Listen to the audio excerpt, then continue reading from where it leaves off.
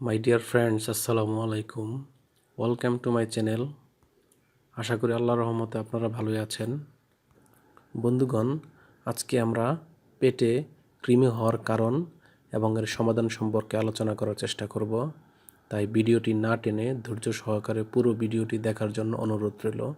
তবে ভিডিওটি শুরু করার আগে আপনাদের প্রতি অনুরোধ, আপনি যদি আমার চ্যানেলে নতুন হয়ে থাকেন তাহলে অবশ্যই চ্যানেলটি সাবস্ক্রাইব করে লাইক, কমেন্টস এবং শেয়ার করতে ভুলবেন না। সাধারণত মানুষের পেটে বিভিন্ন ধরনের কৃমি, যেমন সুতা কৃমি, গোল কৃমি, ফিতা কৃমি, কেঁচো কৃমি এবং হুক কৃমির আবির্ভাব দেখা দিতে পারে।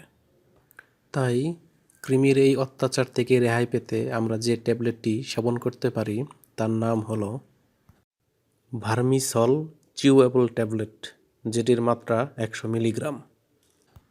এটির গ্রুপ বা জেনেরিক নেম হলো মেবেনডাজল।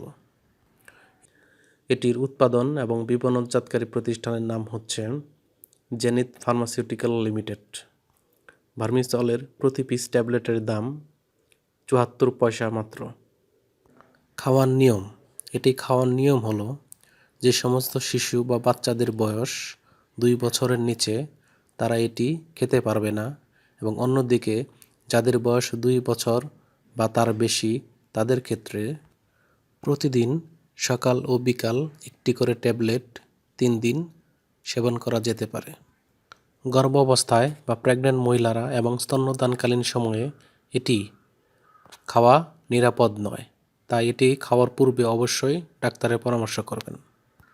এই ট্যাবলেটটির কিছু সাইড এফেক্টস রয়েছে, যেমন পেটের ব্যথা, ডায়রিয়া, ফুসকুড়ি, আর্টিকেরিয়া, হালকা খিঁচুনি এবং অন্যান্য কিছু উপসর্গের লক্ষণ দেখা দিতে পারে।